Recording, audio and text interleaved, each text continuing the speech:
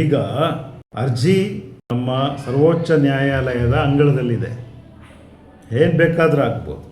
ಸರ್ವೋಚ್ಚ ನ್ಯಾಯಾಲಯ ಇವಾಗ ಒಂದು ಉತ್ತಮವಾದ ತಂಡವನ್ನು ನೀವು ಮತ್ತೆ ಪುನರ್ರೂಪಿಸಿ ಸೌಜನ್ಯ ಪ್ರಕರಣವನ್ನು ನೀವು ಸರಿಯಾಗಿ ನಿಭಾಯಿಸಬೇಕು. ನನಗೆ ಇಷ್ಟು ದಿನದೊಳಗೆ ಇದರ ರಿಸಲ್ಟ್ ಬೇಕು ಅಂತ ಏನಾದ್ರು ತಾಕೀತು ಮಾಡಿದ್ರೆ ಆವಾಗ ಸರ್ಕಾರ ಏನು ಮಾಡಬೇಕು? ಮತ್ತೆ ಯಾರು ಒಂದಿಷ್ಟು ಕ್ಷಮತೆಯಿಂದ ಕೆಲಸ ಮಾಡಿ ಹೆಸರುವಾಸಿಯಾಗಿರ್ತಾರೆ ಇಂತಹ ಇನ್ವೆಸ್ಟಿಗೇಷನಲ್ಲಿ, ಅವ್ರನ್ನೆಲ್ಲರನ್ನೂ ಕೂಡ ಎರವಲು ತಗೋಬೇಕು. ಅವರು ನಮ್ಮ ಕರ್ನಾಟಕದವರೇ ಆಗಬೇಕು ಅಂತ ಹೇಳುವಂಥದ್ದು ಏನಿಲ್ಲ. ಅವ್ರು ಎಲ್ಲಿಂದಾದ್ರೂ ಕರ್ಕೋಬೋದು, ಹೊರಗಡೆಯಿಂದನೂ ಕರೆಸ್ಕೊಳ್ಬೋದು, ಅಥವಾ ಫೊರೆನ್ಸಿಕ್ ಎಕ್ಸ್ಪರ್ಟ್ಸ್ ಕರ್ನಾಟಕದಲ್ಲಿ ಇಲ್ಲದಿರ್ಬೋದು, ಬೇರೆ ಕಡೆ ಇರೋರನ್ನ ಕರೆಸ್ಕೊಳ್ಬೋದು. ಇದು ಎಲ್ಲ ದೇಶಗಳಲ್ಲಿ ನಡೀತಿರುವಂತಹ ವಿದ್ಯಮಾನಗಳು ಇವು.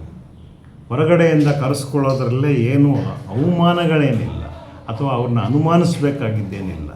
ನಮಗಾಗಬೇಕಾಗಿರೋದು ಒಂದು ಉತ್ತಮವಾದ ತನಿಖೆ. ಆ ತನಿಖೆಯನ್ನು ಬಲಪಡಿಸಬೇಕಾಗಿದ್ದು ಕರ್ತವ್ಯ ನಮ್ಮ ರಾಜ್ಯದ್ದು.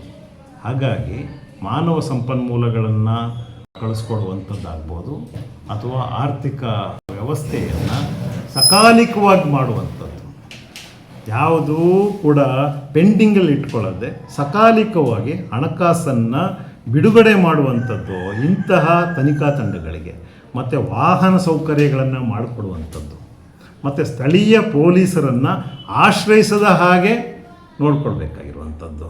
ಪ್ರತಿಯೊಂದು ಸಲನೂ ನೋಡುವಂಥದ್ದು ಏನು ಅಂತಂದರೆ, ಎಲ್ಲ ಅಧಿಕಾರಿಗಳು ಬರ್ತಾರೆ, ಸ್ಥಳೀಯ ಅಧಿಕಾರಿಗಳನ್ನು ಅವಲಂಬಿಸ್ತಾರೆ.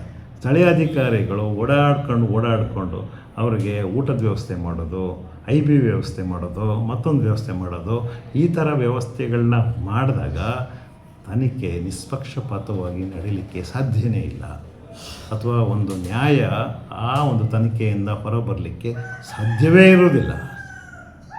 ಮುಲಾಜಿಗೆ ಸಿಕ್ಕಾಕೊಳ್ಳುವಂಥ ವ್ಯಕ್ತಿ ಯಾವುದೇ ರೀತಿಯಾದ ನ್ಯಾಯವನ್ನು ಕೊಡಿಸಲಾರ ಅಂತ ಹೇಳುವಂಥನ್ನು ನಾವು ನೆನಪಿಸ್ಕೊಳ್ತಾ, ಸೌಜನ್ಯಳ ನ್ಯಾಯಪರವಾದ ತನಿಖೆ ನಡೀಲಿ, ಮತ್ತು ಅವ್ರಿಗೆ ಬೇಕಾದಂಥ ಎಲ್ಲ ಸವಲತ್ತುಗಳನ್ನು ಸಕಾಲಿಕವಾಗಿ ಸರ್ಕಾರ ಒದಗಿಸಲಿ. ಈಗ ಯಾವ ಗುಂಡಿ ತೆಗೆದಂತಹ ವ್ಯಕ್ತಿಗಳಾಗಲಿ, JCB ನಡೆಸುವಂಥವ್ರು ಇರ್ಬೋದು, ಅವರೆಲ್ಲರಿಗೆ ಕೊಡಬೇಕಾದ ಹಣಕಾಸನ್ನು ಕೊಟ್ಟು ಮುಗಿಸ್ಲಿ ಅಂತ ನಾನು ಸರ್ಕಾರಕ್ಕೆ ಆಗ್ರಹಿಸ್ತಾ ಇದ್ದೀನಿ. ಸೌಜನ್ಯಳ ಪ್ರಕರಣದಲ್ಲಿ ಸುಪ್ರೀಂ ಕೋರ್ಟು ತುಂಬ ಗಂಭೀರವಾಗಿ ಆಳಕ್ಕಿಳಿದು ನೋಡ್ತಾ ಇರೋದರಿಂದ ಅದು ಯಾವುದೇ ರೀತಿಯಾದಂತಹ ನಿರ್ಧಾರವನ್ನು ತಗೊಳ್ಬೋದು. ಉದಾಹರಣೆಗೆ CBI ಈ ಮುಂಚೆ ಸೌಜನ್ಯ ಪ್ರಕರಣದಲ್ಲಿ ತನಿಖೆ ಮಾಡಿತ್ತು, ಅವರೇ ಮಾಡೋದು ಸೂಕ್ತ, ಮತ್ತೆ ಮರು ತನಿಖೆ ಮಾಡೋದು ಸೂಕ್ತ, ಹೋಗಿ ಮಾಡಿ ಅಂತಂದರೆ ಬಹುಶಃ ನಮಗದೊಂದು ಬ್ಲೆಸ್ಸಿಂಗ್ ಇನ್ ಡಿಸ್ಗೈಸ್ ಅಂತ ಅನಿಸುತ್ತೆ. ಯಾಕೆ ಅಂತಂದರೆ ಅದೃಷ್ಟವಶಾತ್ CBIಯ ಮುಖ್ಯಸ್ಥರು ನಮ್ಮ ಮೈಸೂರಿನಲ್ಲಿ ಪೊಲೀಸ್ ಆಯುಕ್ತರಾಗಿದ್ದಂತಹ, ಹಾಗೆ ನಮ್ಮ ಕರ್ನಾಟಕದ DG ಆಗಿದ್ದಂತಹ ಶ್ರೀಮಾನ್ ಪ್ರವೀಣ್ ಸೂದ್ ಅವರು. ಅವ್ರ ಬಗ್ಗೆ ನಮಗೆ ತುಂಬ ನಿರೀಕ್ಷೆಗಳಿದೆ ಮತ್ತು ಗೌರವ ಇದೆ. ನಾವು ಅವರನ್ನು ಅರಿತಿದ್ದೇವೆ. ಅವರಿಗೆ ಇವಾಗ 1 ವರ್ಷ ಎಕ್ಸ್ಟೆನ್ಷನ್ ಸಿಕ್ಕಿರೋದ್ರಿಂದ CBIಯಲ್ಲಿ ಪ್ರವೀಣ್ ಸೂದ್ ಅವರು ಇದನ್ನು ಚೆನ್ನಾಗಿ ನಿಭಾಯಿಸ್ಬೋದು ಅಂತ ನನಗಂತೂ ಅನಿಸುತ್ತೆ.